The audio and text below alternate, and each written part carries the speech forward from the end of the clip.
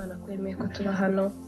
Imana itwemereye kongera kuba muri aya materaniro y'umugisha, no kwizi neza ko hari ikintu y'ubwumve, hari ikintu yifuza ko twumva uyu mugoroba, hari ikintu yifuza ko dukora kugira ngo dusengere Aziya. Turi mu cyumweru cyo gusengera Aziya, ndabakiriye. Turashimira Imana ko yabanye natwe mu byumweru bishize byose. Twarabashije gusengera Afurika, tugasengera Amerika, tugasengera Burayi, tukaba tugeze kuri Aziya. No kuri turashimira Imana kubw'ibyo. Ni imirimo y'Imana ikora, ibyo Imana ikora biradutangaza kandi turayishimye cyane ko yemeye ko rero muri kino cyumweru tukaba tugiye kugira icyumweru cyo gusengera Aziya. Imana ishimwe cyane. Ndashima Imana rero ko yemeye ko ari njye tugiye kuganira ijambo ryayo. Ndashima Imana ko hari byinshi yakoze mu buzima bwacu. Icyumweru gitambutse turayishimiye ko yaturinda ubuzima, turayishimiye ko yaturindiye imiryango ikaturinda n'ukuri. Imana y'ubuzima nta kiguzi twabona duha Imana ko ikiturinze, ntacyo wabona waha Imana ko ikikurindiye ubuzima kuri muzima aka kanya. Niyo mpamvu tuzamuye ishimwe ry'Imana, niyo mpamvu tuyishimiye. Nyuma turi kugendera mu ntego yanditse muri Ingoma za kabiri ibice 7:14. Ingoma za kabiri ibice 7:14. Ndatekereza mwese hageze. Maze abantu banjye bitiriwe izina ryanjye nibicisha bugufi bagasenga, bagashaka mu maso hanjye, bagahindukira bakareka ingeso zabo mbi, nanjye nzumva ndi mu ijuru babarire igicumuro cyabo. Amen. Iyo niyo ntego yacu turi kugenderaho muri bino byumweru bitambutse byose, kandi turashima Imana ko ariryo jambo Imana yatanze kugira ngo tubashe kumva ijambo ryayo biciye muri iki giti. Ndashima Imana rero. Amazina yanjye nitwa Iradukunda Rwema Philomene, mperereye mu Buhinde. Ndashima Imana cyane ko inyemereye uyu munsi kandi ndabakiriye mu izina rya Yesu. Uyu munsi tugiye kuganira ku magambo y'Imana, ntabwo turi butinde. Turaganira ku kuyoborwa n'umwuka wera, cyangwa se turaganira ku kintu bita umwuka w'Imana, umwuka wera. Simbizi ukuntu turi bubigendanemo, ariko ni ijambo rirerire niko nabyita, ariko turaza kubigendanamo neza. Turashima Imana ko yemeye ko twiga n'amagambo kuyoborwa n'umwuka wera w'Imana. Ikintu Imana yanshyize ku mutima igihe nasengaga umwuka wera, nari maze iminsi nsoma mu byakozwe n'intumwa igice cyose, guhera ku gice cya mbere kumanura. Nari ndimo ndasoma kiriya gitabo kinkora ku mutima, kirimo igitabo kivuga ku mwuka wera. Ntekereza ko wasomye kiriya gitabo cy'ibyakozwe n'intumwa ntushobora kuvamo nk'uko watangiye kugisoma. Uvanyemo igice cy'umwuka wera, ntekereza ko kiriya gitabo nta bintu byinshi byaba birimo. Igitabo cy'ibyakozwe n'intumwa kivuga cyane ku bitangaza intumwa zagiye zikora, kivuga cyane ku gukoreshwa n'umwuka wera. Rero uyu munsi tugiye kuganira kuyoborwa n'umwuka wera w'Imana, cyangwa se tuvuge ku mwuka wera. Amen. Twihuse dufite ibyanditswe tugiye gusoma, wenda murajya mubinotinga ahantu kugira ngo tuze kugendana vuba. Muri Yohana ibice 4:23.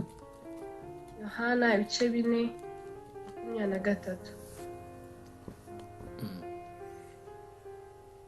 Yes, turanasoma mu Bagalatiya ibice 5:16. Tuze no gusoma mu Baroma ibice 8 uhereye ku murongo wa 9 ukamanuka hasi kugeza kuri 17. Dukomeze dusome no muri Luka 24:49. Wenda turagira tubinotinga kugira ngo bize koroha. Turaza no gusoma mu byakozwe n'intumwa, niho turi buze gusoreza. Yes. Tagire dusome muri Yohana ibice 4:23. Baravuga ngo ariko igihe kiraje ndetse kirasohoye, ubwo abasenga by'ukuri basengera data mu mwuka no mu kuri, kuko data ashaka ko bene abo ari bo bamusenga. Imana ni umwuka, n'abayisenga bakwiriye kwisengera mu mwuka no mu kuri. Amen. Iri jambo ni ijambo rikomeye, ngo Imana ni umwuka, n'abayisenga bakwiriye kwisengera mu mwuka. Igihe kiraje ndetse kirasohoye, ubwo abasenga by'ukuri basengera data mu mwuka no mu kuri. Niko data ashaka ko bene abo bamusenga, niko data ashaka ko tumusenga. Igihe kirageze kandi kirasohoye ko abasenga data tumusengera mu kuri no mu mwuka. ijambo ry'Imana rirambwira ngo Yesu niwe nzira y'ukuri n'ubugingo, ntawe ujya ko Data namujyanye. Rero igihe cyageze ko dusengera mu kuri no mu mwuka, dusengera muri Yesu Kristo, tugasengera mu mwuka. Uyu munsi turaza kuvuga ku mwuka wera cyangwa se kwibarwa n'umwuka wera w'Imana. Nabikize mu byiciro bibiri. Icyiciro cya mbere hari kubyarwa n'umwuka wera, icyiciro cya kabiri hari kuzuzwa mu mwuka cyangwa se kubatizwa mu mwuka wera. Icyiciro cya mbere cyo kubyarwa n'umwuka wera tugisanga, dusome mu Bagalatiya vuba, Abagalatiya ibice 5:16 atubwira ku bijyanye na mwuka wera n'imbuto z'umwuka, kugira ngo turangirize rimwe kino gice.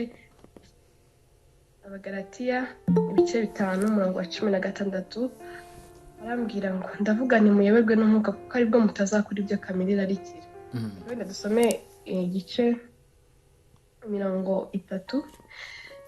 Ndavuga ni muyoberwe n'umwuka kuko aribwo mutazakora ibyo kamere irarikira, kuko kamere irarikira iby'umwuka yanga, kandi umwuka yifuza ibyo kamere yanga, kuko ibyo bihabanye, nicyo gituma ibyo mushaka gukora atari ibyo mukora. Ariko niba muyoborwa n'umwuka nimba mugitwarwa n'amategeko. Amen. Ariko niba muyoborwa n'umwuka nimba mugitwarwa n'amategeko. Iki cyiciro cya mbere kirimo kiratubwira kubyarwa n'umwuka. Umuntu wese winjiye muri Kristo Yesu ababyawe ubwa kabiri. Muri buka Yesu aganira na Nikodemo aramubwira ngo keretse babanje kubyarwa ubwa kabiri. Iyo umuntu wese yinjiye muri Kristo Yesu ababyawe ubwa kabiri, abahawe ubuzima bushya, abagiye kugira ubuzima bushya bwo muri Kristo Yesu, ubuzima buhindutse. Yesu akaguha ubuzima bushya bwo kuyoborwa n'umwuka. Ariko hari ikindi cyiciro turibuze kureba cyo kuzuzwa umwuka wera w'Imana. Uyu munsi turi gusengera Aziya, tuzakomeza dusengere Aziya iki cyumweru cyose, ariko hari ikintu Imana yanyibukije. Dukwiriye kuzuzwa umwuka wera w'Imana kugira ngo tubashe kujya mu mahanga yose, tubwire abantu Yesu, tubwire abantu gukizwa. Kubera ko igihe utaragira umwuka wera w'Imana, turuzuzwa umwuka wera w'Imana, ntabwo tuzabishobora. Kubera ko iyo twujuje umwuka wera w'Imana dushobozwa gukora byinshi tutakishoboza.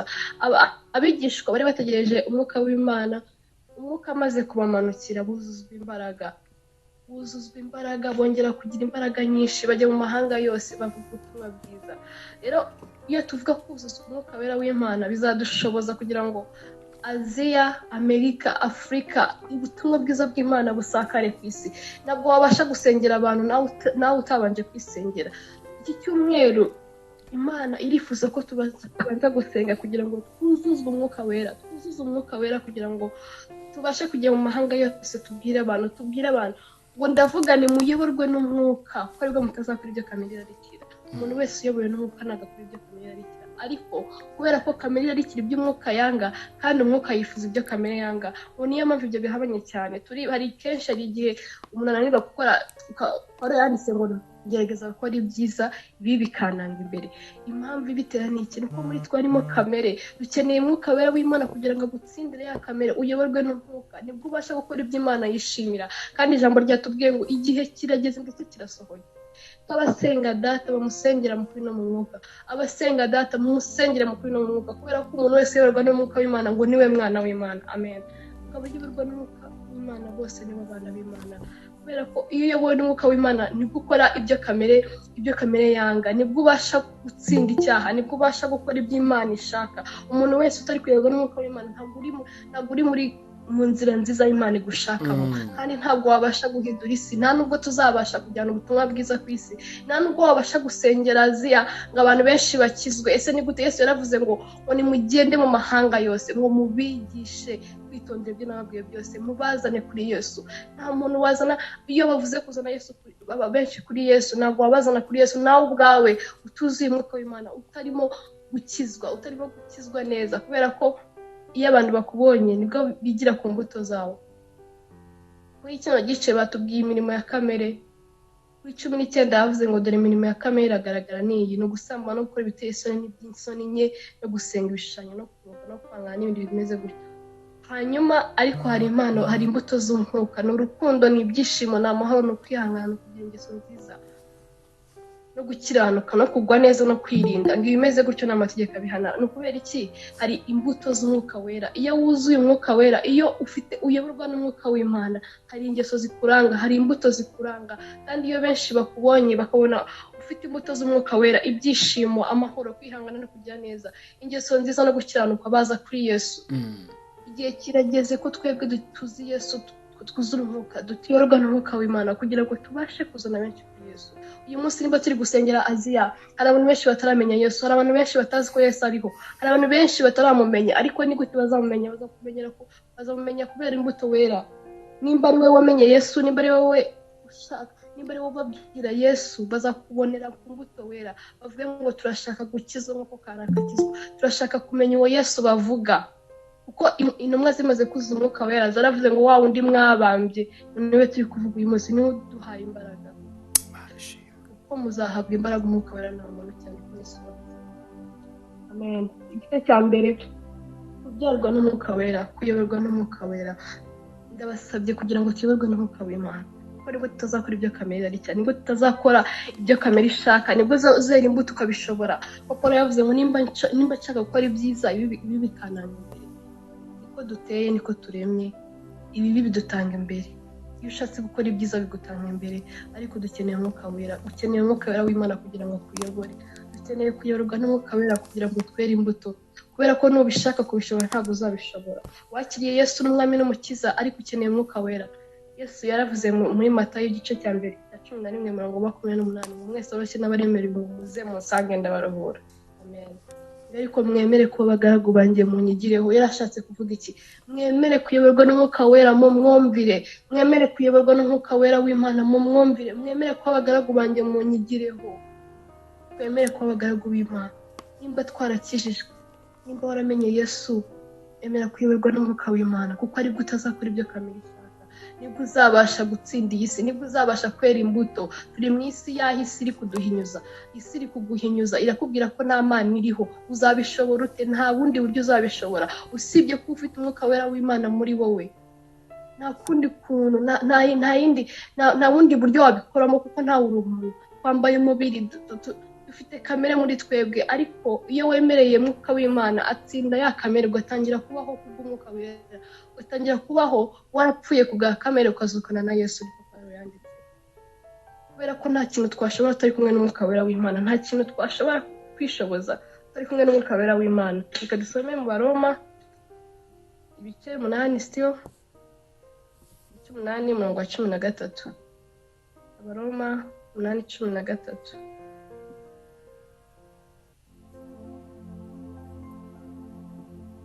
Sina mwahageze twasoma. Kuko niba mukurikiza ibya kamere y'umubiri muzapfa, ariko nimwicisha umwuka ingeso za kamere muzarama, ariko nitwicisha umwuka ingeso za kamere tuzarama. Amen. Kuko muri twebwe harimo ingeso mbi, kuko muri twebwe harimo kamere, ariko ngo niwicisha umwuka ingeso za kamere uzarama. Nuko muyoborwe n'umwuka wera w'Imana, kuko ariko tuzabasha gutsinda, kuko tuzabasha kwera imbuto nziza. Tujye ku gice cya kabiri kirimo kubatizwa mu mwuka, cyangwa se kuzuzwa umwuka wera w'Imana. Amen. Turasoma muri Luka ibice 24:49.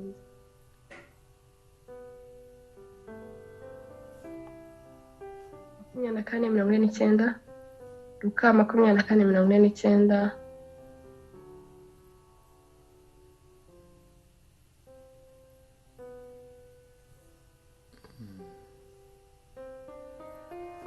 Wenda bahagera mbere yansomera.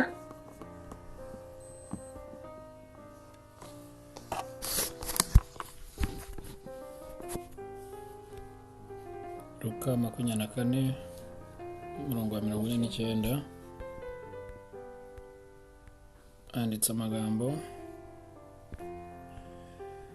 amagambo avuga ngo, kandi dore ngiye kuboherereza ibyo data yasezeranye, ariko mugume mu murwa kugeza ubwo muzambikwa imbaraga zivuye mu ijuru. Amen. Ariko ngiye kuboherereza ibyo data yasezeranye, ariko mugume mu murwa. Amen. Wadusomera no mu byakozwe n'Imana. Yego. Igice cya mbere 7. Ibyakozwe n'intumwa igice cya mbere 7 haravuga ngo, arabasubiza ati si ibyanyu kumenya iby'iminsi cyangwa ibihe data yagennye, ni ubutware bwe wenyine. Umurongo wa 8 ukavuga ngo icyakora muzahabwa imbaraga umwuka wera nabamanukira, kandi muzaba abagabo bo kumpamya i Yerusalemu n'i Yudaya yose n'i Samariya no kugeza ku mpera y'isi. Amen. Haleluya. Ariko muzahabwa imbaraga umwuka wera nabamanukira, ariko tuzahabwa imbaraga umwuka wera natumanukira. Yesu arimo abwira abigisha, yavuze ngo muzahabwa imbaraga umwuka wera nabamanukira. Muri iyi minsi dukeneye imbaraga z'umwuka wera kugira ngo duhabwe imbaraga. Abigishwa bamaze kwakira umwuka wera w'Imana batangiye kuvuga mu ndimi, abandi batangira guhabwa impano zitandukanye, abandi batangira guhabwa impano zitandukanye kubera ko bamaze kuzuzwa umwuka wera w'Imana. Yesu agiye mu ijuru yarababwiye ngo mutegerereze mu murwa, kuko yarabizi ko hari ibintu batabasha gukoresha batari kumwe n'umwuka wera w'Imana. Hari byinshi dukeneye kugira ngo dukore twereke isi, dukeneye kuzuzwa umwuka wera w'Imana kugira ngo ubashe guhamya Kristo wamenye, kugira ngo ubashe guhagarara wemye, kugira ngo ubashe guca mu bikugerageza wemye ugihamya Kristo. Kubera ko abigishwa ba Yesu barageragejwe cyane, ariko bari buzuye umwuka wera w'Imana. Haleluya. Ariko bari buzuye umwuka wera.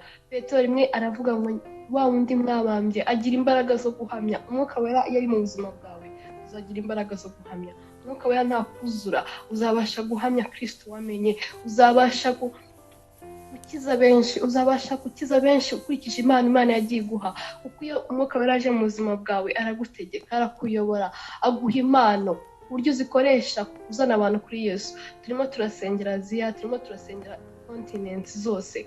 Dukeneye umwuka wera, dukeneye kuzuzwa umwuka wera, dukeneye kwarayizinga tugashininga, isi yose ikabibona, ikabona ko mwamenye Yesu. Ariko nta kindi cyabigushoboza, kugira Yesu muri wowe, no kugira umwuka wera muri wowe, no kuyoborwa nawe, hanyuma ukamusaba akakuzuza umwuka wera, akuzuramo ku buryo utangira guhamya Yesu mu banyamahanga, ugatangira guhamya Yesu mu batamwemera, mu biguhinyuza, mu bitakumereye neza. Iyi si yuzuye ibiduteye ubwoba n'ibiduca intege, ariko iyo wuzuye umwuka wera w'Imana urahagarara ukahamya, ukavuga ngo Yesu mvuga yahinduye ubuzima bwanjye, uwo Yesu ndi kubabwira arakora, uwo Yesu ndi kubabwira ni muzima, kubera ko baba babikubonaho.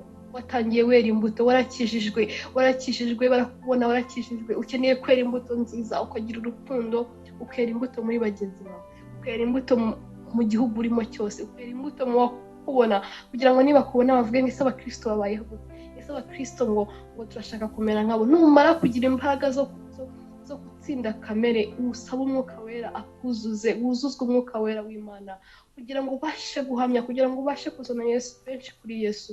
Yesu agiye mu ijuru yaravuze ngo nimugende mu mahanga yose. Yagusigiye homework yo kuza muri Aziya, ukabwiriza abantu bose bo muri Aziya, ukababwira izina rya Yesu, ukababwira Yesu wamenye, ukababwira Yesu wagukijije, ukababwira Yesu wakubohoye. Ibyo byose dukeneye umwuka wera, ibyo byose dukeneye kuzuzwa umwuka wera. Yesu watangira ministeri yiwe yagiye kubatizwa, yabyawe n'umwuka, kubera ko Bibiliya tubwira ngo Mariya yatwise inda y'umwuka, hanyuma aza kuzuzwa umwuka wera ubwo yagendaga kubatizwa. Umwuka wera uraza umuza, aravuga ngo dore umwana wanjye nkunda nkamwishimira. Ni iki cyatumye Yesu ajya kubatizwa mbere yuko atangira ministeri? Nuko hari izindi mbaraga zihari uzakira n'uwazuzwa umwuka wera w'Imana. Hari imbaraga zo guhamya, nabivuze, hari imbaraga uzakira iyo wujuje umwuka wera w'Imana. Wakira imbaraga, wakira impano zitandukanye. Bamwe bahawe impano z'ubuhanuzi, abandi bahawe impano zo kubwiriza, abandi bahawe impano ni nyinshi cyane. Ibyo byose bikoreshwa n'umwuka wera, byose bishobozwa na Kristo. Kubera ko ijambo ry'Imana riramubwira ngo ikibazo byose na Kristo guha imbaraga. Imana yaguhaye ntabwo izatangira gushayininga mu gihe utarakoreshwa n'umwuka wera. Imana ikurimo, nta muntu n'umwe, nimba warakiriye Yesu n'umwami n'umukiza ukaba uri hano, ufite ikintu Imana yagushyizemo, itegereje ko usaba wa mwuka akaza kugutegeka, ukaza kuzuzwa umwuka kugira ngo ubashe gukora. Ni nko kuyibyutsa muri wowe, ni nko kuzamura umuriro, kuko umwuka wera amanukiye abigishwa, yaje ari nk'umuriro uva mu ijuru, batangira kuvuga indimi zitandukanye. Iyo usomye igice cy'ibyakozwe n'intumwa uziga byinshi ku mwuka wera, uzabona byinshi Yesu abigishwa bagiye bakoreshwa kubw'umwuka wera. Dukeneye umwuka wera w'Imana, kuko ijambo rimaze kutubwira ngo muzahabwa imbaraga umwuka wera nakumanukira. Tuzahabwa imbaraga umwuka wera nakumanukira. tuzaba abahamya bo guhamya, tuzaba abahamya, tuzakora ibitangaza. Petero na Yohana barimo baragenda bahura n'umugabo wari uri gusabiriza ku irembo ryitwa Ryiza. Baje baramubwira ngo ifeza n'izahabu ntabyo dufite, ngo icyo dufite turakiguha mu izina rya Yesu, haguruka wigendere. Batangiye gukiza abantu, batangiye gukora imirimo n'ibitangaza, batangiye guhamya Yesu, batangiye kujya mu mahanga yose. Bafashe Stefano ku gice cya gatandatu baramubwira ngo baje ngo barakajya bavuga ngo baravuga ngo turabona mu maso ye hasa nk'ahamarayika, kubera ko ngo barebye umuntu wuzuye umwuka wera n'umwuka w'ubwenge. Ngo barebye ubona Stefano ngo babona yuzuye umwuka wera w'Imana. Iyo wuzuye umwuka wera w'Imana urahamya, uba umuhamya, utangira gukora, utangira gukoreshwa n'Imana. Iguha umugisha. Nimba witeguye gukoreshwa n'Imana, witegure kwakira umwuka wera w'Imana. Nimba witeguye kuzamura Afurika, ukazamura Aziya, ukazamura Amerika, ukeneye kuzuzwa umwuka kugira ngo aho uciye, aho utambutse. Petero na Yohana ngo umuntu ababonye ngo abitegereza, ngo arabasaba, ngo baraje bamubwira ngo ifeza n'izahabu ntabyo dufite, ariko icyo dufite turakiba. Haguruka wigendere. Batangiye gukiza abantu. Yari ahamaze igihe kinini, uriya muntu yari amaze igihe kinini ku irembo ryitwa Ryiza. Hari abantu bamaze igihe kinini ku irembo ryitwa Ryiza, ariko baragutegereje, bategereje ko bageraho, bategereje ko uza kubakiza kubw'imbaraga zikurimo. Batangiye turimba ngo twarabatuwe rwose, kubw'imbaraga ziturimo twarabatuwe. Batangiye turimba indirimbo nziza. Rero niba twarabatuwe, hari abantu bategereje ko uzuzwa umwuka kugira ngo ugaragaze Yesu. Hari abantu bategereje ko uzuza umwuka w'Imana kugira ngo impano yawe ishayininge, impano yawe ikore. Nimba uri umuririmbyi, Imana yaguhaye kuririmba, tangira. Imana irashaka kukuza umwuka wera kugira ngo nujya uririmba abantu bajye bakira abadayimoni, nuririmba abantu bakizwe, nuririmba abantu baze kuri Yesu, nuririmba n'abantu batumva, n'abantu batazi Yesu bamumenye. Igihe kirageze ndetse kirasohoye ko twebwe tuzi Yesu dutangira gusenga mu mwuka. Imana irashaka kugira ngo impano yawe ishayininge. Amen, amen. Nimba Imana yaraguhaye impano yo gusura abarwayi, igihe kirageze kugira ngo impano yawe umwuka wera gukoreshe. Wenda uyu munsi birakunanira ukabigambira, ariko bigakunanira, reka nkubwire, niwemere umwuka wera w'Imana aragukoresha, uzatangira kubona ukora ibyo udashoboye. Igihe kirageze ndetse kirasohoye. Twebwe abamenye Imana uzuzwa umwuka wera. Amen. Ijambo ry'Imana rirambwira ngo mu minsi ya nyuma nzasuka umwuka wanjye ku bana banyu, abakobwa n'abahungu banyu bazahanura. Muri make abakambwe bazarota. Imana yatanze isezerano ko mu minsi ya nyuma izasuka umwuka wayo ku bantu bayo. Rero ni ahacu kugira ngo dufate umwanzuro uyu munsi, dusenge cyane, dusabe Imana twuzuze umwuka wera. Dukeneye byinshi, dukeneye imbaraga, ukeneye impamba izatuma usengera Aziya, ukeneye impamba izatuma usengera ibihugu byose ugahagurutsa isi. Ni ukubera ukeneye impamba, ukeneye umwuka wera. Hari ibintu utabasha gukora udafite umwuka wera w'Imana, utujujwe. Ko Petero yihakanye Yesu gatatu, aravuga ngo reka singeze kumumenya, ariko amaze kuzuza umwuka wera. Haleluya. Yaravuze ngo undi mwabambye ngo haleluya. Yarahagaze arahamya. Ushobora kuba uyu munsi hari ibintu wumva bikugoye, ariko umwuka wera naza mu buzima bwawe, ndakubwiza ukuri, uzatangira guhamya n'ibyo utaruzi. Uzavuga byinshi, uzavuga ngo uzakoreshwa n'Imana, witeguye gukoreshwa n'Imana. Imana irashaka abakobwa n'abahungu kugira ngo ibuzuze umwuka wayo. Imana irashaka abakuze kugira ngo barote. Imana muri iyi minsi iratwifuzaho kugira ngo idusuke umwuka wayo. Iri kubaza ngo abantu banjye muri hehe ngo mbasuke umwuka wanjye, muri hehe ngo mbasuke umwuka wanjye, muri hehe ngo mukoreshwe muzamura isi. Mwatangiye ikintu cyiza, muri hehe ngo mbuzuze umwuka wanjye. Mugende mubwire isi, muzane benshi kuri Yesu, mubabwire ko nkora, mubabwire ko nkomeye, mubabwire ko nawe ntabakiza, babyarwa ubwa kabiri mu mwuka, bakizwe, bakire Yesu. Ese turi hehe? Dukeneye kwakira imbaraga z'Imana. Turakeneye kwakira imbaraga z'Imana, dukeneye gusenga, dukeneye kuzuzwa umwuka wera. Uko umunsi wakuzuye uzabona impinduka y'ubuzima bwawe.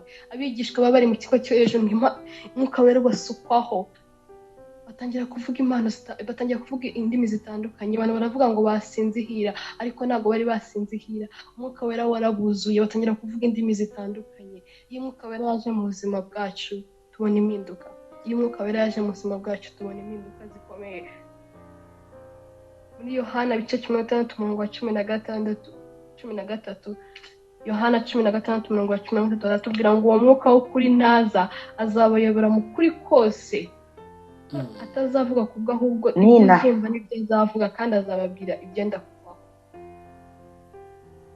Umwuka w'ukuri naza azarebera amakuru kose, kandi ntabwo azavuga kubwe ahubwo ibyo azumva n'ibyo azavuga kandi azababwira ibyenda kubaho. Dukeneye kwakira umwuka wera mu buzima bwacu kugira ngo tubwirwe ibyenda kubaho, ntitugatungurwe, ntitukabeho tutazi future kandi dufite Imana muri twebwe. Uwo mwuka naza ngo azakumenyesha ibyenda kubaho, kandi ntabwo azavuga nkawe ngo ahubwo azavuga ibyo abwirijwe, azakumenyesha. Umwuka wera w'Imana naza. Hari igice cyanangaje mu byakozwe n'intumwa ibice 6 umurongo wa 3 batoranya Stefano. Tubasome byakozwe n'intumwa ibice 6 umurongo wa 3.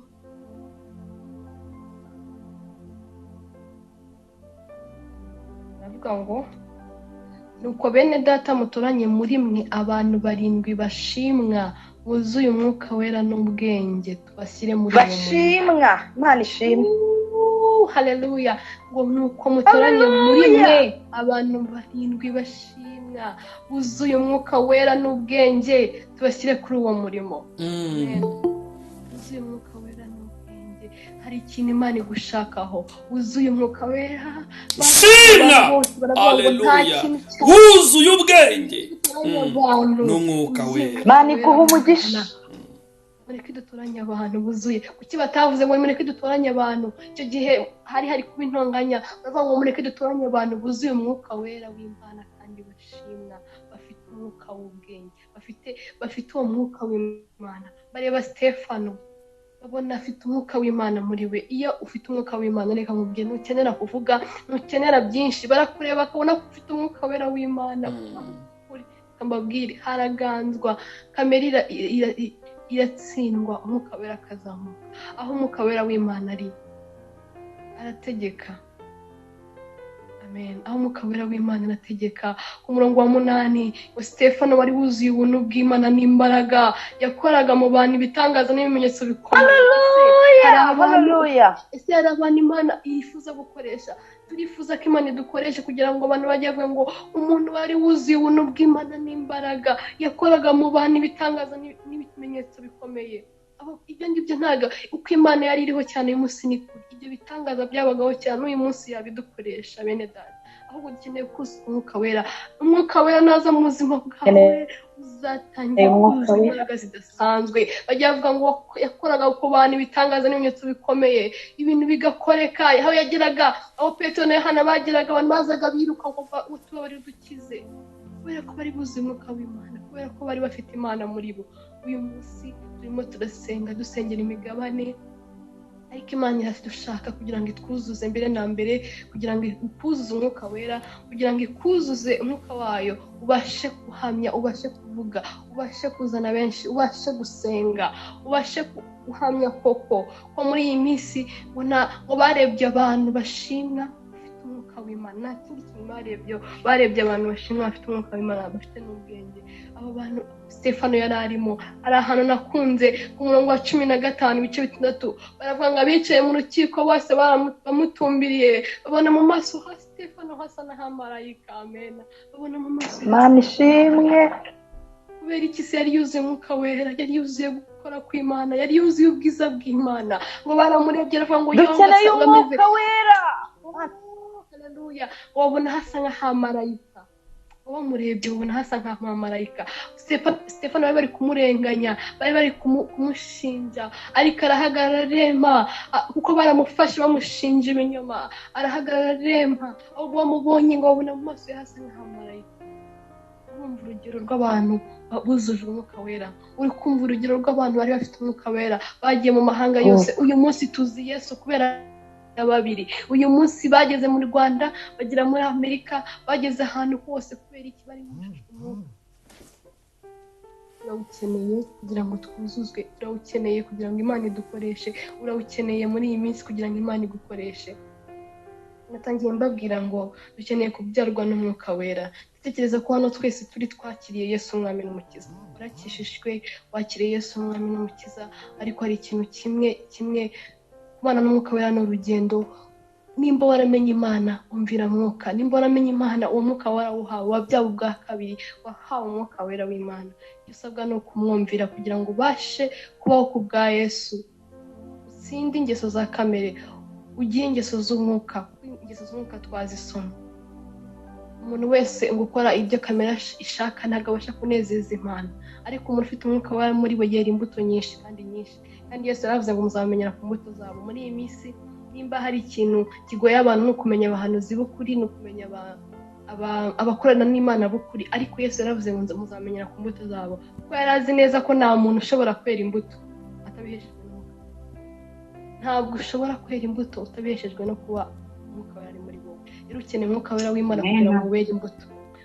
Urawukeneye kuko ijambo ry'Imana rivuga ngo muzahabwa imbaraga, muzashobora ibintu byose uzi ko bidashoboka, birashoboka iyo ufite umwuka wera w'Imana.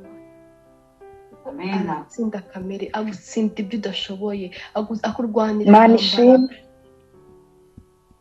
hanyuma tubonye ko dukwiye kuzuzwa umwuka w'Imana, dukwiye kubatizwa mu mwuka, dukwiye kuzuzwa umwuka nk'uko Yesu yabatijwe mu mwuka agatangira gukora ibimenyetso n'ibitangaza. Nawe urawukeneye, natwe turawukeneye kugira ngo duhamye Yesu, kugira ngo tujye mu mahanga yose tubwire abantu Imana, tubwire ko hatabonetse ubufasha bw'umwuka wera ni ukuri nta byiringiro byaba bihari byo guhindura abantu mu mahanga yose. Nta byiringiro na bike byaba bihari by'uko tuzahindura abantu mu mahanga yose. Niyo mpamvu Yesu yasezeranyije abigishwa be kubabatiza mu mwuka wera kugira ngo isi yumve ubutumwa bwiza. Twasomye muri Luka 24:49 hatubwiye ukuntu Yesu yababwiye ibijyanye n'umwuka wera. Luka 24:49 ngira tubasome. Jyewe hongeye kubohereza icyo Data yasezeranye, mwebwe rero nimube mugumye mu murwa kugeza igihe nandi gusoma muri indi Bible, ariko Imana avuga ngo mugume mu murwa kugeza igihe nzaboherereza umwuka wera, kugeza igihe nzaboherereza uwo mwuka, kubera ko yari azi ko hari ibintu batabasha batari kumwe n'umwuka wera. Yari abizi ko bakeneye umwuka wera kugira ngo babashishwe byinshi, yari abizi ko bakeneye kugira ngo umwuka wera buzuzwe kugira ngo babashe kujya mu mahanga yose. Uyu munsi turi gusengera Aziya, turaza gusenga cyane dusengera Aziya. Hari ibihugu byinshi byo muri Aziya bitaramenya Yesu, cyane cyane ko Aziya ni imwe mu migabane dukeneye gusengera cyane. Nk'uko Bishop yabivuze, dukeneye kubasengera cyane kubera ko ntabwo ubutumwa bwiza burasakara muri Aziya nk'uko iyindi migabane biri, ariko nta wundi Imana ikeneye gukoresha, nta wundi Imana yifuza gukoresha, ni wowe nanjye Imana yifuza gukoresha. Ariko hari ikintu kimwe igusaba, iragusaba ko uza imbere yayo ugasaba umwuka wera ukakuzuzwa, umwuka wera akakuzuzwa. Kuko ngo Petero bagiye gutoranya abantu mu gice cya 6 mu byakozwe n'intumwa, baravuze ngo nuko bene Data muteranye abantu bo muri mwe 7 bashimwa buzuye umwuka wera, kugira ngo tubashinge uwo murimo, kugira ngo tubahe uwo murimo. Hari ikintu kimwe dukeneye kugira ngo dusengere iyi Aziya yacu, hari ikintu kimwe dukeneye kugira ngo tuzane abantu benshi. Hari impamvu Imana yaguhagurukije wowe, hari impamvu Imana yatumye uza muri aya materaniro, hari impamvu Imana ishaka ko wuzuzwa, hari impamvu Imana irakwifuzaho kugira ngo uyoborwe n'umwuka, kuko nibwo utazabasha kuri ibyo kamere irarikira. Amen. Nuyoborwa n'umwuka hari ibintu byinshi utazabasha, hari ibintu byinshi uzabasha gukora ibyiza, uzabasha gutera imbuto nyinshi, uzabasha kugira urukundo, kuko ntabwo wagira urukundo bishobojwe n'Imana, kuko ijambo ryayo namwe ngo ukunde mugenzi wawe nk'uko wikunda. Ibyo byose ubishobojwe no gufite umwuka wera w'Imana muri wowe. Hanyuma numara kuzuzwa, uzatangira kuzuzwa, ugira umwuka wera muri wowe, uzana abantu benshi kuri Yesu, uhamye Yesu, ubwira abantu, ujye mu mahanga yose, uhuye nawe ubwiye Imana. Abahinduriye benshi kuri Yesu bazakana inyenyeri, abantu benshi bazanye Yesu, abantu bazazana Yesu bazakana inyenyeri. Niyo mpamvu dukwiye kuzuzwa kugira ngo tuzane abantu benshi kuri Yesu. Aziya iragukeneye, abantu bo muri Aziya bakeneye ijambo, abantu bo muri Aziya bakeneye amasengesho yacu, ariko ntabwo twabishobora mu gihe turuzuzwa umwuka wera. Dukeneye umwuka wera w'Imana kugira ngo tuzuze. Wese yaravuze ngo umwuka wera ukuri ntaza azabayobora mu kuri kose, azakuyobora. Kandi twatangiye dusoma ngo igihe kirageze ku bantu bose basenga Data bamusengere mu kuri. Ese kuko turi kumusengera mu kuri, turi kumusengera mu mwuka? Dukeneye gusenga, dukeneye kwinginga Imana uyu mugoroba, dukeneye gusenga cyane kugira ngo Imana itwuzuze imbaraga, kugira ngo Imana itwuzuze imbaraga. dusengere Aziya, dusengere tuzane abantu kuri Yesu, dukiranukire muri byose.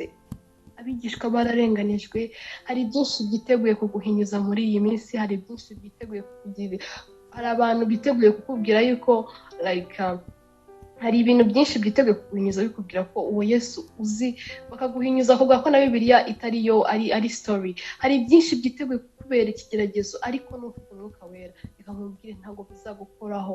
Abigishwa barageragejwe cyane, Stefano bamuteye amabuye, ariko yaravuze ngo arararama ngabona mu ijuru ngo hakingutse, ngabona hari umwana, ngabona umwana w'Imana. Yari yuzuye umwuka wera, ntabwo yabonaga bari kumutera amabuye, ahubwo yabonaga ishusho nziza y'Imana agiye kubamo. Hari byinshi abigishwa batewe amabuye, abandi barakaranzwe, abandi ariko bari buzuye umwuka w'Imana, hari byinshi batambukijwe kubera umwuka w'Imana. So tugiye gusenga cyane. Ese uriteguye kugira ngo umwuka wera w'Imana akuzure uyu mugoroba, twuzuzwe umwuka w'Imana? Nitwuzuza umwuka w'Imana ndababwiza ukuri, ibyo kuba ibindi byose bizatworohera. Hari ubwo wumva bikugoye, ese namenya gute icyo Imana ishaka ko nkora mu buzima bwanjye? Ese niyihe ntego y'ubuzima bwanjye muri iyi si? Ibyo byose bisobanukira kuyoborwa n'umwuka w'Imana. Arakubwira, arakumenyesha ibigiye kuba. Ufite impano, ntuzi ukuntu uzabikora. Ufite byinshi Imana yagushyizemo. Uri hano, ufite byinshi Imana yifuza kubwira abantu. Ufite byinshi Imana yifuza kukizisha abantu, ariko ukeneye kugira ngo bibe activated, reka mbyite gutyo, bizamuke, bikore. Hari byinshi Imana yagushyizemo impano nyinshi, ariko bikeneye kuzamuka, bizamukijwe n'umwuka wera w'Imana, kugira ngo umuriro ukumanukire uyu mugoroba. Tugiye gusenga twinginga Imana idufashe kugira umwuka wayo atumanukire, twuzuzwe, dusengere n'abandi. Hari abantu benshi bakeneye Imana, hari abantu benshi bakeneye gukizwa, hari abantu benshi bakeneye umwuka wera. Hari abakijijwe bagahita baparika, hari abantu benshi bakijijwe ariko baterwa n'umwuka w'Imana. Kubera iki? Ntabwo bamwemereye, ntabwo bafunguye urugi, ntabwo bigeze bemera umwuka w'Imana ngo abategeke. Nigeze kubabwira ngo Yesu yabwiye abantu ngo mwese boroshye n'abaremerewe muze musange ndabaruhura, ariko mwemere ko abagaragu banjye mugireho. Hari ikintu bisaba no kuba umugaragu w'Imana, ni ukwemera kumvira umwuka wera. Hari abantu benshi baba bakijijwe bibagirwa ko bakwiye no kumvira, babyawe bwa kabiri bahabwa umwuka wera, kubera ko iyo umuntu aje muri Kristo Yesu wabaye cyane mu gisa, iyo ukijijwe ubyawe bwa kabiri mu mwuka, kubera ko ibya kera biba bishize utangiranye n'ibisa. Ariko hari gukizwa ugarukira ku cyiciro cyo hasi, ntukure mu mwuka ku buryo wakira wa mwuka agatangira kuyobora ubuzima bwawe. Ni handi uzabona umuntu yarakijijwe yego, ariko ntahinduka, amaze imyaka 30 ariko ntahinduka. Biterwa n'iki? Ntabwo aremerera umwuka w'Imana, ntabwo uremerera. Ese hari ubwo wumva nimba utaremerera umwuka w'Imana kugira ngo akore? Kandi urugendo rwo kubana n'umwuka wera ni urugendo rurerure ukora. Ntabwo uyu munsi birashoboka ko hari igihe umuntu yuzuzwa umwuka wera akumva ari gukizwa cyane, yaje gusenga, ariko kubana n'umwuka wera ni ibya buri munsi. Uyu munsi ushobora kumva watsinzwe, ejo ukongera ukamuhamagara. Aba hafi y'imitima yacu, aba hafi y'umutima wawe kugira ngo yongere agukize. Ushobora kugwa ukagira intege nke, ariko umwuka wera w'Imana nubwo yagenda ntabwo ajya kure. Abagiteze amatwi yumva uvuga ngo mwuka wera ndagukeneye, nanone nongeye ndatsindwa, nongeye nkora kino, nongeye nganzwa na kamere, ariko ndagukeneye. Aba kwifuzaho umutima wo kumusaba. Ariko noneho hari n'abandi babaswe, batari bamenya mwuka wera, bamushyize kure y'imitima yabo, batari gushaka no kumva guhinduka. Hari bavuga ngo barakijijwe ariko guhinduka bikaba kure. Ariko ahantu hose hari umwuka w'Imana, ahantu hose umuntu wese yoborwa n'umwuka w'Imana, reka mbabwire niwe mwana w'Imana. Utayoborwa n'umwuka w'Imana ntabwo ari umwana w'Imana. Uko aho umwuka uri, ukora ibyo gukiranuka. Iyo ufite umwuka w'Imana ukora ibyo gukiranuka, urumvira. Umugaragu mwiza, nk'aba bagaragu Yesu yaciye umugani ngo yabasigiye itarano. Bamwe barazikoresha, hari itanu Imana yaguhaye, hari Imana yagushyizemo wakiriye Yesu umwami n'ukiza, ariko ntabwo bigarukiraho. Uzi abantu benshi bari kurimbuka batazi Yesu. Hari abantu benshi ko warakijijwe n'ubuntu, ariko ngo abahinduriye benshi kuri Yesu bazaka nk'inyenyeri. Niba ukeneye kuzaka nk'inyenyeri, zana benshi kuri Yesu. Koresha umwuka ukurimo, koresha Imana yaguhaye. Abantu niba kubone bavuge ngo dore umuntu ushimwa, wuzuye umwuka wera, ngo dore umuntu ushimwa. Bagutangira ubuhamya kubera imbuto wera ni nziza, barakubona ufite urukundo, kuko ngo imirimo ya kamere iragaragara, ngo n'imirimo y'umwuka iragaragara. Umwuka w'Imana yera imbuto. Nimba wuzuye, nimba ufite umwuka wera w'Imana, musabe ajya akorana nawe kuwa mbere, kuwa kabiri mugendane, kuwa gatatu mugendane, atari uko waje mu materaniro gusa, ubane n'umwuka w'Imana buri munsi, kubera ko arakumenyesha n'ibigiye kubaho. Azakubwira ngo uya wibikora gutya bigenze gutya, azakubwira ngo ibi ntibivugwa n'abana b'Imana, ibi ntabwo bikorwa n'abana b'Imana, azakubwira ngo usuku bigenda. Nimba waramenye Yesu hari amategeko agenga ubu bwami, niwe uzakumenyesha byose. Wimubuza gukora, wimubuza amategeko agenga ubwo bwami. Mukorane kuwa mbere, mukorane kuwa kabiri, no kuwa gatatu mujyane, no kuwa kane mujyane. Kuko abantu benshi kenshi usanga twuzura twumva dufite umwuka wera, twumva turi kumwumvira kubera ko twagiye gusenga, kubera ko uwo munsi ari w'amasengesho. Ariko umwuka w'Imana ndakwinginze, ndanagusabira kugira ngo mubane buri munsi, mubane nijoro, mubane mu gitondo, mubane aho abantu batakureba umwuka wera bahari, aho abantu batari umwuka wera bahari, abakuganiriza akakubwira ngo yango suku ngo byuka usenge, hari ibitero byaje ku muryango wawe, byuka usenge, hari ibintu bikushiga, byuka ukore gutya, genda gutya. Iyo ubana n'umwuka w'Imana ntabwo utungurwa. Batubana n'umwuka w'Imana baratungurwa. Umwuka w'Imana ntabwo aba ari hafi y'imitima yabo, ariko ubona n'umwuka w'Imana, reka nkubwire, uzaryoherwa n'ubuzima bwo kubana n'umwuka w'Imana. Umukristo utabana n'umwuka w'Imana aragwa, aratsindwa, ariko umuntu uri kumwe n'umwuka w'Imana aruzuzwa. Hanyuma nitumara kuzuzwa, nitumara kwakira umwuka w'Imana akadukoresha, mureke twuzuze, mureke tubatizwe mu mwuka wera, mureke tubatizwe, twuzure umwuka wera.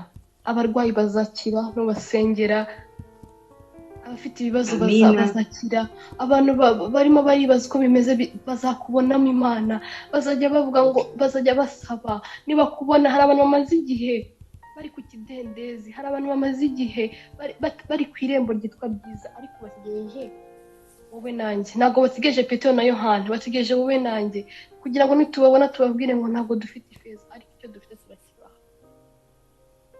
Ngo baramurebye, ngo uwo muntu yarabarebye ngo arabatumbira, ngo arangije arahaguruka arakira. Kubera iki? bari buzuye imbaraga z'Imana. Imana ishimwe. Haleluya. Imana yari iriho kera, reka mbibabwiye niyo munsi ni kare. Ese no kubera iki nta bimenyetso n'ibitangaza bigikorwa muri iyi minsi? Ese no kubera iki abantu ntibagikira, abantu ntabwo tukibona ibitangaza? No kubera iki? No kubera ko hari imbaraga Imana ishaka kutwambika, ariko ntabwo turi kuzakira. Imana yashaka kugukoresha mu buryo buri extraordinary, Imana yashaka kugukoresha mu buryo budasanzwe, kandi ntabwo yitaye kuba aho uriwe, ntabwo yitaye kuba aho uba, Imana ntabwo yitaye ahantu ikintu icyo ari cyo cyose, ahubwo yashaka kugukoresha, yashaka kukuza umwuka wayo.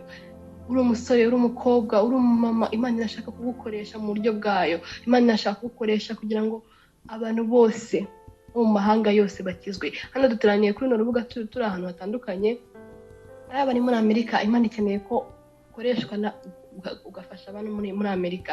Abari mu Rwanda, abari ahantu hose, Imana iradukeneye. Twuzuzwe umwuka w'Imana kugira ngo dukore umurimo waduhamagaye hakiri ku manywa, dukorere Imana bigishoboka, kuko igihe kirageze kandi kirasohoye. Bene data, dukeneye kuzuzwa umwuka wera, dukeneye gukizwa, dukeneye guhinduka, dukeneye gukoreshwa n'umwuka wera kugira ngo abantu benshi bakizwe, kugira ngo abantu benshi bamenye Imana, kugira ngo abantu benshi baze kuri Yesu. Hari abantu bakorera Satani, barabizi ko ikigira icyo cyabo cyo gukora, barakora cyane amanywa nijoro, bakayobya abantu benshi.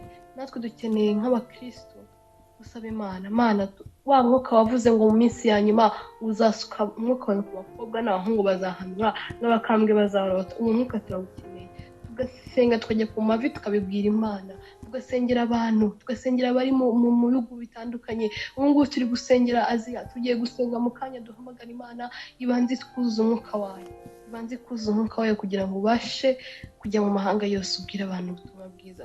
Tugiye gusenga, nimba witeguye kwakira umwuka w'Imana, nimba witeguye kuzuzwa, usengane nanjye kugira ngo Imana igire ikintu ikora mu buzima bwawe. Nimba wumvaga hari ukuntu usubiye inyuma, hari ukuntu wajyaga wumva ijwi ry'Imana ari kuvugisha, ariko umwuka w'Imana ntabwo aba kure, reka mbikubwire, umwuka w'Imana ari hafi y'umutima wawe.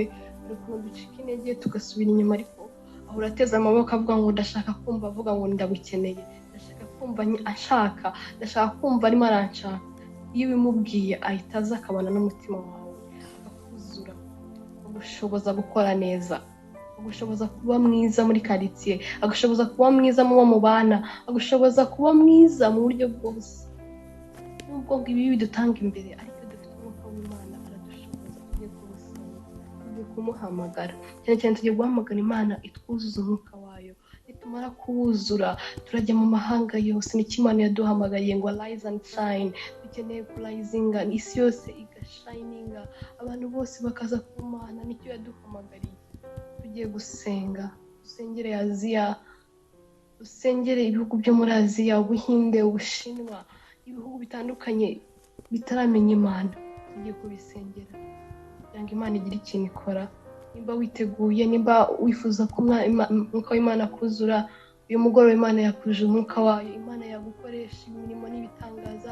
Imana yakugira nk'uko Petero na Yohana bari bameze. Imana yagukoresha mu buryo nk'uko yakoresheje Eliya cyangwa Elisa. Imana yagukoresha nawe.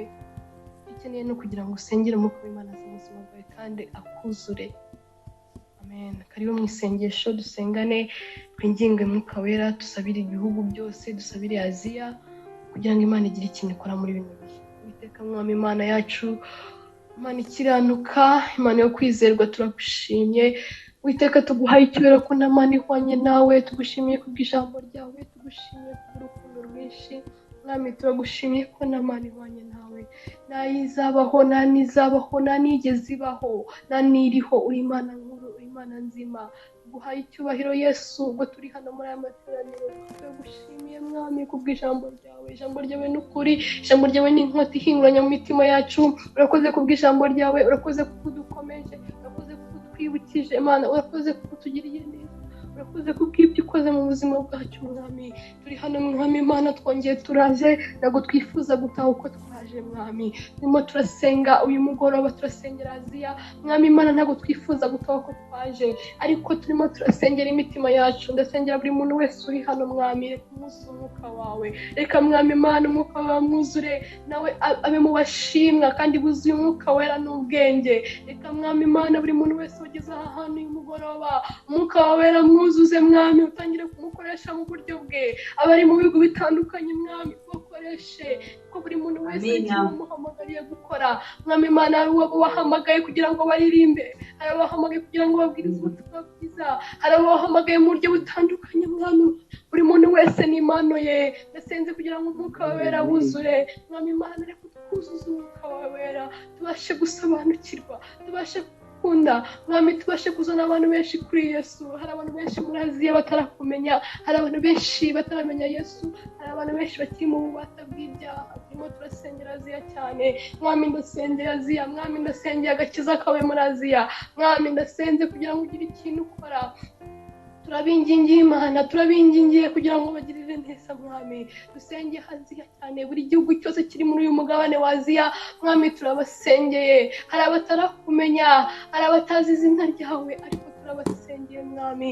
Turasenze kugira ngo ubuntu bwawe bubabeho, turasenze kugira ngo ugire ikintu ukora, ubaganirize Mwami, ubasange, uhagurutse abakozi b'Imana mu buryo butandukanye, uhagurutse abantu bawe Mwami, uhagurutse kugira ngo bigishe kandi bubwirize Aziya Mwami Imana. Ndasenze Mwami Imana, turinginze uyu mugoroba, turakwinginze Mwami, turakwinginze kugira ngo ugire ikintu ukora Aziya, turakwinginze kugira ngo ubuntu bwawe bugaragare muri Aziya Mwami, nk'uko wigaragaje kera, nk'uko waduhaye agakiza kawe ku buntu Mwami. Nabo baragukeneye, hari abarimo bararimbuka ariko baragukeneye Mwami. Hari abantu benshi barimo barajya mu irimbukiro ariko nabo baragukeneye, hari abarimo baratsindwa, hari abarimo barasubira inyuma mu buryo butandukanye ariko nabo baragukeneye. Hari intambara nyinshi ziri kuva muri bino bihugu, ariko ibyo byose wabasha kubihagarika Mwami. mwami byose wabasha kubihagarika kuri Imana nzima. Uri Jehova Adonai, uri Jehova Rafa, uri Jehova Shama, uri Imana y'icyubahiro. Ibyo byose wabihagarika, ibyo byose wabikora. Niyo mpamvu turabasengeye, turabingingiye uyu mugoroba mwami, ugira ikintu ukora, wigaragaze mwami, wigaragaze kugira ngo izina ryawe rihimbazwe. Abantu benshi nibakubona bakire, abantu benshi nibakubona bahimbaze, nibabona imirimo, nibabona abantu benshi bari gukizwa bahimbaze Data wo mu ijuru. Koresha abantu bawe, koresha abantu bawe mwami, koresha abantu bawe, wuzuza umwuka wawe wera. Ijambo ryawe rirambwira ngo nabaze ndabatabara, ngo mbereke ibikomeye biruje utamenya. Turagutabaje Yesu, turagutabaje Yesu. Baravuze nyuma nzasohora abantu banjye, abahungu n'abakobwa bazahanura, n'abakambi bazarota. Hari ibintu byinshi mwami witeguye gukorera ubwoko bwawe, ariko turasenze kugira ngo imitima yacu ifungukire umwuka wawe. Turasenze kugira ngo imitima yacu twimikwe mu mwuka wera. Turasenze kugira ngo imitima yacu mwami, umwuka wera dusure, atuganirize, atuyobore mwami. Imana dukoresha iby'ubutwari. Ijambo ryawe rirambwira ngo abazi Imana yabo bazakomera. Nibamara gukomera kuri iby'ubutwari mwami, abakuzi bose bazakomera nibamara gukomera kuri iby'ubutwari mwami. Turasenze ukora mwami, abantu nibabona ineza yawe, abantu nibabona ineza yawe mu Buhinde, abantu nibabona ineza yawe muri Bushinwa, abantu nibabona ineza yawe mu bihugu byose byo muri Aziya, kugira ngo nabo bakizwe, kugira ngo nabo bakumenye. Ndacyasengera abantu bawe bari hano uyu mugoroba mwami, ntabwo baje ngo batahe uko baje mwami, ntibaje kugushaka mwami, bahagarutse mwami, baje kukuvugisha mwami, baje kukubona mwami. Ndakwinginze kugira ngo uko umuntu wese yaje mwami, n'abari bataha urakubone mwami. Wuje ufite inyota iyo ari yo yose mwami, umuhaze, kuko mwami umuntu wese ufite inyota uravuze ngo naze, uwo ufite inyota wese naze, naze uko ameze naze.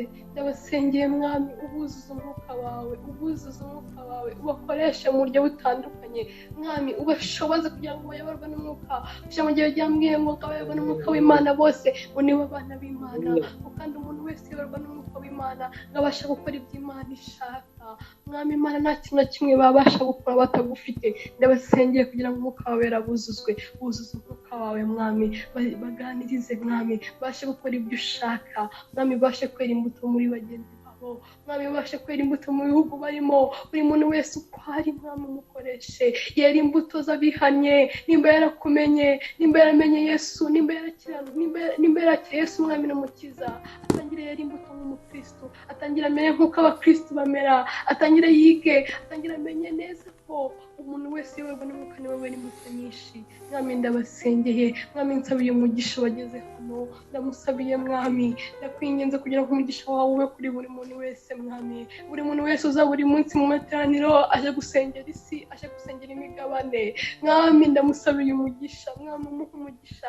Ni ukuri babitanze bakaza gusengera isi, bakaza gusengera imigabane, ni ukuri ubaha umugisha mwami, ubibuke mwami. Ijambo ryawe ryatubwiye ngo abantu banjye ngo nibaza bagateranira hamwe bakishisha bugufi, ngo nanjye nzabakiriza igihugu mwami. Ndakwinginze ubakirize imiryango, ubakirize igihugu mwami, ubakirize mwami, buri kintu cyose mu buzima bwabo ugikoreho mwami. Imana, hari abamaze iminsi ku irembo ryitwa ryiza, hari abamaze iminsi basaba, ariko ndakwinginze kugira ngo Petero na Yohana babagereho mwami, ubakoreshe mwami. Ndakwinginze kugira ngo nabo bakire uyu munsi. Hari abamaze imyaka 12 nk'uwa mugore, hari abamaze igihe kinini ku kidendezi, hari abimo baje kugusenga bababaye, hari abaje kugusenga bafite ibyifuzo bitandukanye. Abo ndabasengeye Yesu, abo ndabasengeye kugira ngo ugire icyo ukora mwami. Uko turi hano twese turagukeneye, dukeneye umwuka wawe wera mwami. Turakwinginze no kubone aba bantu bakubone, aba bantu buzuza umwuka wawe wera, aba bantu bashoboze. Ubaha umugisha kuko gusengera Aziya, ubaha umugisha kuko gusengera abantu batanazi, ariko ubaha umugisha mwami. Ni ukuri ukomeze kubakoresha mu buryo budasanzwe, kuko icyo wabahamagariye kugira ngo bajye mu mahanga yose babwire isi ubutumwa bwiza. Dushoboze kandi uturengere mwami, uturengere. Dukomeje gusengera Aziya, turakwinjiza kugira ngo uze kuduha imbaraga muri byose. Tubasengeye mwami, turabasengeye kandi urabazi kandi urabakunda. Nubwo umuntu yajya kure cyane, ariko uramukunda mwami. Niyo mpamvu turabasengeye kandi twizeye ko ari icyo wakora muri Aziya. Ibirimo biraba byose mwami, ari icyo wabikoraho. Niyo mpamvu twinginze mwami, habwa icyubahiro kandi himbazwa. Imana ihwanye nawe, aguhaye icyubahiro Yesu, turakubashye mu izina rya Yesu mbisabye neza.